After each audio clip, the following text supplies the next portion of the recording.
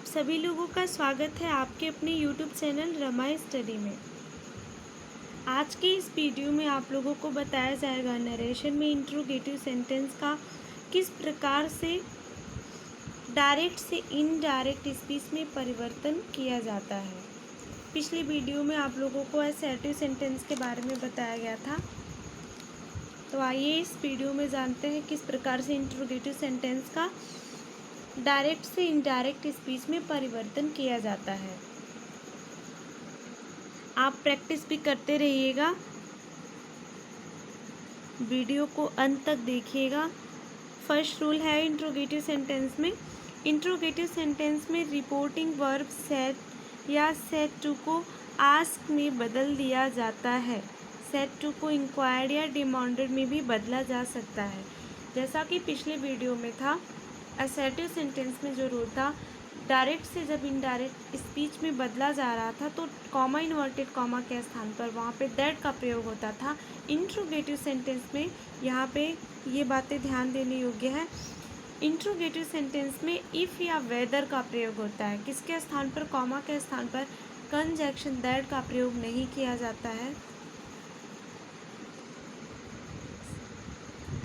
यदि प्रश्न किसी हेल्पिंग वर्ब, जैसे प्रश्नवाचक वाक्यों में भी दो टाइप्स का होता है। पहला WS और हेल्पिंग वर्ब।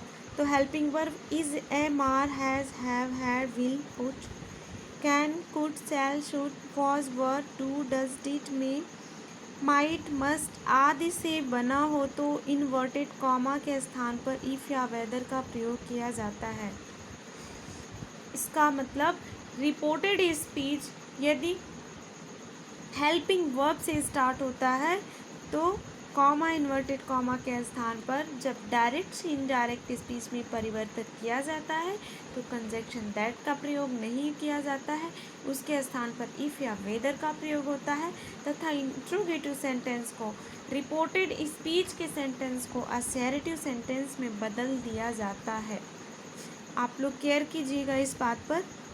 रिपोर्टेड स्पीच को इंट्रोगेटिव सेंटेंस से असर्टिव सेंटेंस में बदल दिया जाता है। कब? डायरेक्ट से जब इनडायरेक्ट में परिवर्तन किया जाएगा। नेक्स्ट रूल है सेकंड, यदि WH family who, which, where, when, how, what, whose, why, whom से बना हो तो इनडायरेक्ट बनाते समय इफ़ या वेदर का प्रयोग नहीं किया जाता है। जब इन्वर्टेड कॉमा के बाद कोई प्रश्न सूचक शब्द आता है तो इनडायरेक्ट बनाते समय इफ़ या वेदर का प्रयोग नहीं किया जाता है, ना तो दैट का प्रयोग होगा। उसके स्थान पर उसी प्रश्न सूचक शब्दों को रख दिया जाता है।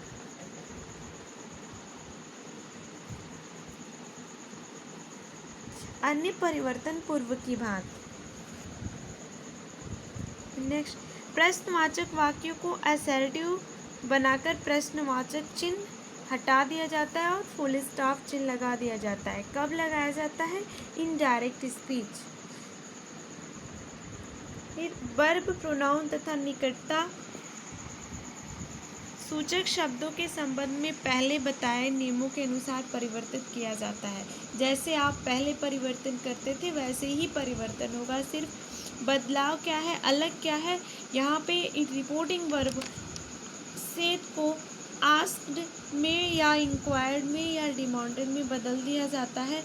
यदि से या सेज रहता है तो आस्क में बदल दिया जाता है। तथा कॉमा इन्वर्टेड कॉमा के स्थान पर यदि हेल्पिंग वर्ब से रिपोर्टेड स्पीच का सेंटेंस स्टार्ट होता है तो वहाँ पे इफ़ या वेदर का प्रयोग करते हैं। अन्य परिवर्तन पूर्व की भांति करते हैं। प्रोनाउंस में परिवर्तन जैसे असर्टिव सेंटेंस में होता था वैसे इसमें भी होगा। बस डिफरेंट सिर्फ यही है कि कॉमा के स्थान पर यदि हेल्पिंग वर्ब से स्टार्ट होता है रिपोर्टेड स्पीच तो वहाँ पे इफ़ या वेदर का प्रयोग होगा। यदि प्रश्न सूचक शब्दों से स्टार्ट होता है तो इफ़ या वेदर या दैट का प्रयोग नहीं किया जाएगा, उसके स्थान पर उसी वर्ड को, उसी प्रश्न सूचक शब्दों को रख दिया जाएगा। ये अपने आप में ही एक कनेक्टिव का काम करेंगे।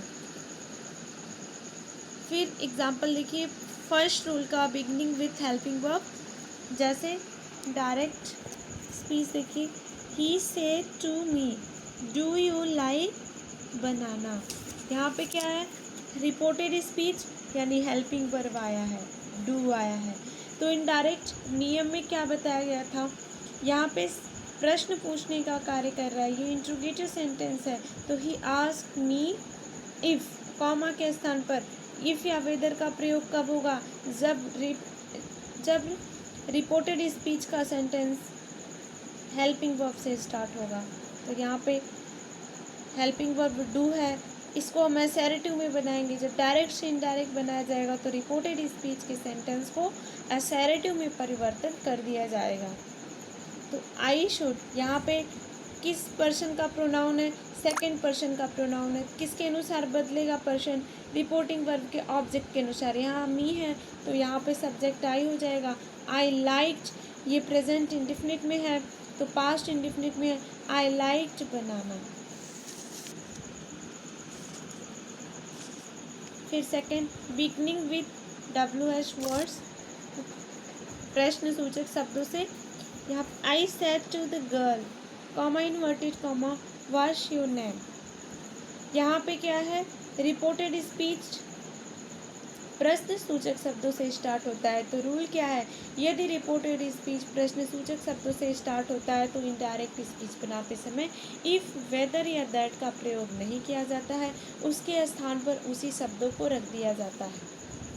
तो I asked the girl what her, your है तो यहाँ पे गर्ल के हिसाब से हर नेम वाज, ये तथा फुल स्टॉप का प्रयोग कर देते हैं। आई होप कि ये वीडियो आप लोगों को समझ में आया होगा, ये टॉपिक समझ में आया होगा।